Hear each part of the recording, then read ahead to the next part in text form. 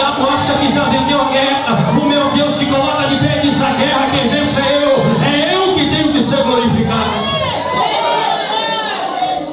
Meus pais adoravam o diabo, meu pai, minha mãe, mãe de santo, pai de santo, uma família totalmente lá, perdida. Mas Jesus olhou lá do alto e disse assim: eu tenho uma obra. Quantos adolescentes tem aqui? Levanta a mão aí, de 12 anos para cima. Quem tem 12 anos aqui? 12 anos. Adolescentes que tem 12 anos. Eu aceitei Jesus com 12 anos de idade. Achei aquilo bonito, né? Todo mundo foi lá para frente. Eu disse: eu também quero. Aceitei Jesus 12 vezes. Olha a hora que falava que aceitar Jesus, estou eu no meio. Por quê? Porque eu fui criado por uma tia minha. O diabo entrou na minha família, jogou meu pai para um lado, minha mãe para o outro. E o diabo disse assim: agora vem. Me abraçou. E com 9 anos de idade, eu disse assim: não tenho pai, não tenho mãe, vou fazer e acontecer. Não preciso nem falar isso mesmo. O diabo disse: tu já és meu. Com 5 anos de idade foi feito um primeiro sacrifício na minha vida para o diabo. Com 9 anos de idade eu já tinha rapado a cabeça umas 3 vezes. Estava adorando ao diabo, porque era o único Deus que eu conhecia. Eu nunca vi o privilégio que hoje todo mundo tem. Ninguém pregou o evangelho para mim. Ninguém chegou a dizer: Jesus te ama. Porque o demônio que havia em mim não gostava de crente. O demônio que habitava em mim, passava um crente, eu queria bater no crente novo. Lembro como hoje, com 9 anos de idade, minha mãe me levou em uma certa igreja. E quando o pastor colocou a mão para orar por mim, o diabo pegou por eu e começou a dar risada da cara do pastor. Minha mãe conta isso. E o pastor disse assim para minha mãe: leva ele para um centro de candomblé, porque o demônio que está nele nem eu consigo, imagine Deus. Isso é um crente, querido, que não ora. Isso é um crente que não jejua. Isso é um crente que não conhece a Deus. Conhece a Deus por falar. Eu conheço a Deus pela prática. E quando o diabo entrou na minha família, minha mãe olhou para mim e disse assim: já estava lá dentro. Cheguei na casa da minha mãe, as malas arrumadas. Ela disse: pega a tua mala e vai embora, porque eu não te quero mais. Eu já te levei para todos os lugares e nada dá jeito. Eu olhei para ela: não tem problema não, eu vou para a casa de papai. E quando eu cheguei na casa de papai, e ela tinha combinado e disse assim: ó, suas malas estão prontas aqui, ó, vai embora, porque eu não te quero. Já levei para um lado, já levei para o outro, já fiz e aconteci, e nada acontece. E eu disse assim: bom, me senti grande, né? Porque você no mundo se sente grande. O diabo te faz você ser maior do que todo mundo. E o diabo me abraçou. Na minha cidade tem um cemitério. Eu fui o primeiro morto-vivo a inaugurar esse cemitério, porque durante o dia eu dormia na cova, durante a noite eu fazia a vontade do diabo. E ali eu comecei a fazer aquilo que o diabo queria. Me prostituí com homem e com mulher, usei droga, roubei, matei. Só não fui preso porque Deus disse: ainda não é chegada a hora, isso não vai acontecer. Porque antes de acontecer isso, eu vou fazer a obra acontecer. O milagre meu vai acontecer. E um certo dia, querido, eu aprendo com Deus. Você pode orar, você pode chorar, você pode gritar, mas aquilo que você fala em pensamento com Deus, o diabo não pode ouvir. O diabo não pode ouvir, não pode trabalhar contra. E eu ouvi aquilo, nem sabia que Deus existia. Sabia que Deus existia por falar, mas não conhecia. E quando eu estava dentro daquela cúpula de uma quinta para uma sexta-feira, eu lembrei do Deus da minha mãe de criação. Disse assim: aleluia! Se o Deus da minha mãe de criação, se o Senhor verdadeiramente tem uma obra na minha vida, tira eu desta cidade, ainda esse final de semana, porque eu sei que vou morrer num passo deste de final de semana. Estou jurado de morte. A polícia está atrás de mim, os bandidos estão atrás de mim, o povo do candomblé está atrás de mim, quer ver o diabo, mas não quer ver eu. Se o Senhor tem uma obra na minha vida, tira, me liberta hoje, tira eu daqui.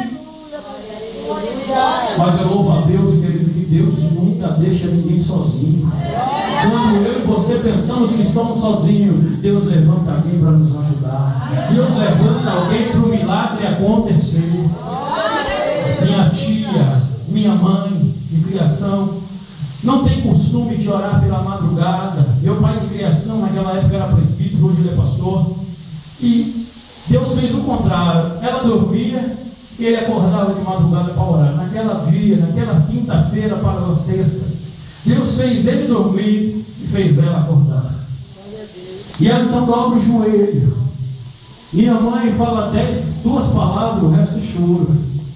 E ela começa a chorar na presença de Deus. E quando ela começa a chorar e derramar nos pés do Senhor, Deus então começa a falar com ela e diz assim: minha serva, vai buscar o mancebo hoje, porque o diabo já armou cilada e vai querer tragar a vida dele. E Deus ainda descorrou outros manos e diz assim: quando chegar lá, pegue ele e traga direto, não para na casa de parente nenhum, porque se você parar, o diabo vai tentar atrapalhar.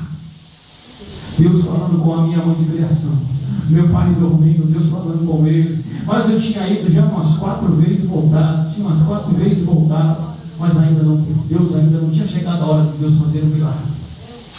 Deus estava primeiro somente dizendo: deixa ele ser quebrado mais, deixa ele se afundar mais. E quando minha mãe e meu pai de criação levantou pela manhã, minha mãe de criação disse assim: pega a chave do carro e documento, nós vamos descer para a Baixada Santista. Ele: para quê? Vamos buscar o Erdi, porque Deus falou comigo nesta madrugada e mandou buscar ele hoje. E ele disse assim: não vou não, eu já dei umas 4 chances, já veio, já voltou, fui, já busquei, eu não vou. Ele olhou para ele com toda a autoridade, ele disse assim, ela disse assim para ele: Deus mandou e você vai obedecer. Ele disse: não vou não, Deus mandou, porque quando eu orava, Deus estava falando contigo em sonho. A lágrima caiu. E ele disse: como que nós vamos? Estou desempregado, a gasolina que tem não dá nem para ir na esquina e voltar. E ela disse: não quero saber, Deus mandou fazer prova dele, faça a prova dele e vamos. Crente é teimoso, querido. Deus está falando que vai fazer, o crente ainda está teimando. E o pai de criação abriu a carteira e disse assim: viu, pastor, só tem 5 reais. Como é que eu vou 5 reais de gasolina? Os irmãos aqui sabem que o Monza Tubarão 2.2 bebe demais, né? 300 quilômetros para ir, 300 quilômetros para voltar, um tanque não dá. E pegaram a carteira de meu pai de criação e disse assim: se Deus está nesse negócio, eu quero ver agora. Então vamos aí, entra no posto aí. Entra no posto, manda o homem encher o tanque. Minha mãe de criação com autoridade. Os irmãos vão, qualquer hora dessa coisa, ela está para vir para cá.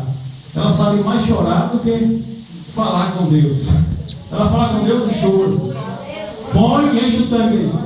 Meu pai de criação olhou para o frentista e disse assim: enche o tanque. Eu creio que só deu tempo do homem apertar o gatilho e uma gota encher o tanque.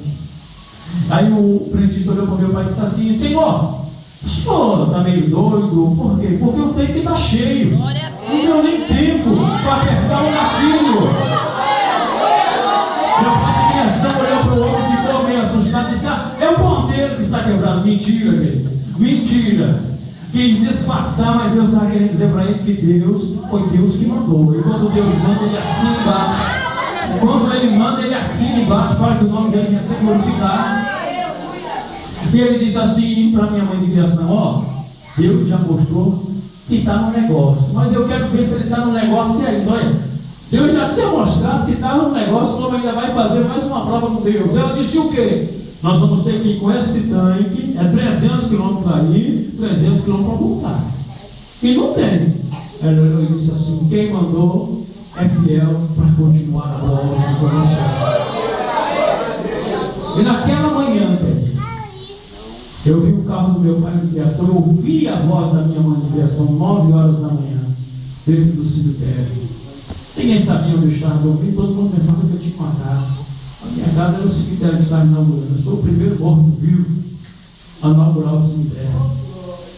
E hoje eu estou vivo, porque eu estou na presença do Papai. Quando minha mãe de criação me chamou: Edir! Eu disse: eu conheço essa voz. De madrugada eu tinha acabado de chegar. Eu disse: eu conheço essa voz. saí para fora, quando eu olhei para minha mãe de criação, eu vou dizer uma coisa, isso é para quem crê. Foi a primeira vez que eu tive sem conhecer Jesus. Eu vi um homem de apenas uns 7 metros de altura, com uma roupa de um soldado da marinha.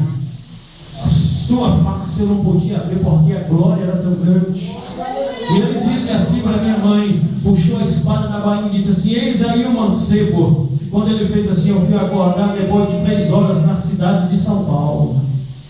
E quando eu entrei dentro de casa, o demônio que havia em mim, querido, Deus faz coisas para que a gente não entende. O tanto de crente que tinha aqui era o tanto de crente que tinha na sala do meu pai. E o demônio começou, eu comecei a olhar para os crentes para ficar com raiva. E o pastor moreninho, igual o seu pastor ali, ó, mais moreninho que ele, tem uma pessoa no meu moreninho aqui, o irmão aqui, ó, de óculos, igual o irmãozinho aqui, bem moreninho. E o Padre Deus começou a tomar, na época ele era presbítero, uma unção tremenda. E ele começou a falar, pular, sapatear. E ele disse assim: aceita Jesus como único Salvador. E eu disse: não. Quebrado, machucado, eu ainda não queria. Disse: não. E outra coisa, quem me garante que é Deus que está te usando? O homem sem Deus ainda se acha acusado, se acha mais do que Deus. Eu disse: quem me garante que é Deus que está te usando? Ele falou: por quê? Falei: porque o senhor pulou, o senhor falou em línguas estranhas, o senhor sapateou. Tudo isso o diabo faz, porque eu já vi. Quem me garante? Ele abaixou a cabeça, ele foi ficando branco. Abaixou a cabeça. E eu dei uma rachada de línguas estranhas que até hoje eu não ouvi. E ele disse: só tem uma coisa que o diabo não sabe. Nesta madrugada tu disseste para Deus: se o Deus da minha mãe tem uma obra na minha vida, me tire daqui hoje porque eu vou morrer. Eu fiquei sem graça, abaixei a cabeça. E ele disse assim: você quer aceitar Jesus? Eu digo: não. Se o teu Deus sabe de tudo isso, se ele me libertar em 3 dias, eu aceito ele como único Salvador. Eu acho que se eu dissesse que um dia Deus ia fazer um milagre, mas Deus honrou os 3 dias. Ele olhou para minha mãe de criação e disse assim: ó, pastor, disse assim: ó, quando ele acordar dizendo que quer orar, você liga para mim. E o pastor, ele é eletricista, trabalhava para as Casas Bahias. A gente estava aqui em uma cidade de Salvador, fazendo um aula das Casas Bahias, montando. E minha mãe de criação ligou. Eu acordei no outro dia, com a vontade de dar uma droga, subi em cima do telhado, fiz uma forma grossa de vez aqui, e ó, cada fumaça me parecia que estava do outro lado. Meu pai de criação olhava para minha mãe e disse assim: eu sou presbítero, dirijo uma igreja, ele vai me vergonhar. Minha mãe de criação olhava para ele: porque eu vi? Fique quieto, porque Deus disse que está fazendo a obra. Não põe a mão aonde Deus não mandou, porque Deus está fazendo a obra. Eu fumei aquele baseado, eu fumei tudo que tinha imaginado. E outra coisa, querido, Deus, quando Ele quer libertar, Ele confunde o homem. Deus me tirou de uma biqueira desse tamanho, me colocou numa biqueira do tamanho do meu de frente de casa. Deus me colocou dentro de um tráfico na frente da minha casa. Eu disse: agora eu estou em casa, me senti o rei da cocada preta. Eu já tinha falado para Deus: se Ele me libertasse em 3 dias, eu queria ver. Mas falei isso zombando, porque eu achei que isso ia acontecer. Deus assinou lá de baixo, bateu no martelo e disse: você vai contemplar que eu sou preto. O diabo, irmãos, quando ele sabe que ele vai perder, ele primeiro age. E ali o pessoal me abraçaram: vamos usar isso, vamos usar aquilo. E eu. Mas no segundo dia, eu fumava 3 maços de cigarro por dia, bebia 1 litro de cachaça de segunda a segunda. E olhei para minha mãe de criação e disse assim: ó, pega esse maço de cigarro aqui e joga fora. Ela olhou para mim e disse assim: o quê? Joga fora. Que eu acendi o cigarro e deu nojo. Eu fui de manhã, como eu bebia, eu fui encher o copo. Quando eu botei a cachaça na boca, dobrou o estômago. Mas eu não estava entendendo nada. Mas eles que eram crentes espirituais estavam entendendo que Deus estava trabalhando. E ela pegou e jogou fora. No 3º dia, lembro como hoje, havia um pastor pregando na rádio. E eu disse para minha mãe de criação: me diz aí, o que é orar? Eu esqueci, o que Deus tinha falado. Eu esqueci, mas Deus não. Ela olhou para o meu pai de criação e disse: vai explicando para ele o que é orar, que eu já volto. Ela correu para dentro do quarto, pegou o telefone e disse: pastor, ele acordou dizendo que eu ia orar. O pastor disse assim: eu estou em viagem, estou chegando, daqui a pouco eu estou aí. O pastor estava em viagem. Levou uma mais de meia hora. O pastor disse assim para ela: vou eu passar em casa, vou pegar minha esposa e já estou indo para aí. Acho que o pastor deu um de fofoqueiro, eu penso comigo naquela hora. Acho que o pastor pegou o telefone e foi ligando: olha, o menino pediu para orar. Bom, não precisou disso não. Deus ele acordou todos os crentes no dia que eu cheguei. Foi todos os crentes para minha casa. Quando o pastor botou os pés na porta, o homem de branco, quando eu vi lá, eu vi ele entrando dentro de casa. Eu vi o teto de casa se abrir assim, ó, uma laje. Eu vi como se a laje se abria. Eu não esperei ninguém nem fazer apelo. Eu já dobrei o joelho assim: eu aceito Jesus como meu único Salvador. Porque Deus, quando promete, Ele faz a obra. Deus, quando promete, Ele faz a obra. Ele promete, Ele faz a obra. Aí vem aí mais, para acabar. Deus usa aquele pastor pela primeira vez em profecia. Para mim, eu conheci aquela profecia. Deus toma a boca do pastor e diz assim: homem, te trouxe daquela cidade e te farei de mim um sacerdote. Eu disse: o que é isso, rapaz? Não entendi mais nada, não sabia de nada. Vou eu te usar como missionário na face da terra. Só que no meu tempo vou te tirar deste lugar e vou te mandar para aquela cidade onde você está jurado de morte. Amém, irmãos. Se passaram 3 meses. Eu estava numa vigília, Deus me batizou com o Espírito Santo. Meu irmão de criação, cantor, olhou para mim e disse assim: para com isso, rapaz. Não é para imitar os outros. Não estou imitando ninguém. Para com isso. Me repreendeu. Eu comecei a chorar e disse: Senhor, pô, isso não é de mim, eu não estou fazendo nada. E eu fui para a igreja. Eu não nasci numa igreja fora dos costumes pentecostal. Eu fui para a igreja. E o pastor não tinha ninguém para ficar no som. O pastor, vou colocar esse menino no som para incentivar ele a ficar na obra. Eu não mexia mais do que arrumava. Eu atrapalhava mais do que ficava bom. E o pastor, deixa ele. E veio uma missionária pregar. E a missionária começou a pregar, sapatear, falar em mistério. Prega mesmo, fica aí, dá um som de Deus aí. E Deus começou a usar. E disse assim: tem um aqui que Deus batizou nesta madrugada com o Espírito Santo. E tem uma pessoa aqui que disse assim para ele: se cala com isso. Meu irmão veio de frente a ela. Eu disse: é isso aí mesmo, Jesus, fala mesmo. Aí, daqui a pouco ela disse: para vocês saberem que é Deus, olha aí, ó. Eu não vi mais nada, irmão. Eu vi só rajada de línguas estranhas. Quando eu vi, eu estava no meio da igreja, aquele bando de pastor orando por mim, dizendo: verdadeiramente foi Deus que batizou. 3 vezes. Naquele mês, acabou o mês, começou uma semana. O pastor orou e disse: quem quer se batizar? Eu quero. Mas, eu quero. Quero batizar. 3 vezes para Deus me batizar com o Espírito Santo, tem uma semana para descer as águas do batismo. Meu pai de criação olhou para mim: você tem certeza? Eu disse: tenho, porque hoje eu conheço Deus por prática. Eu conheço Ele porque vivo Ele e Ele fazer a obra em mim. Vai fazer 15 anos, Ele. 15 anos a vez.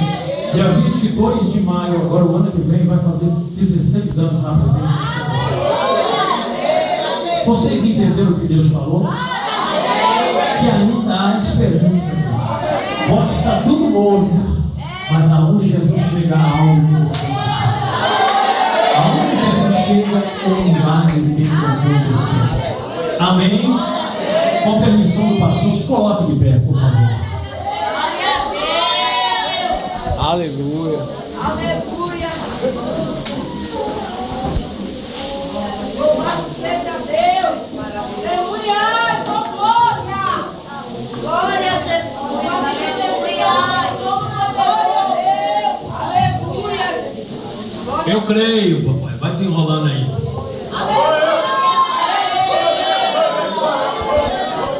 Eu creio, Jesus.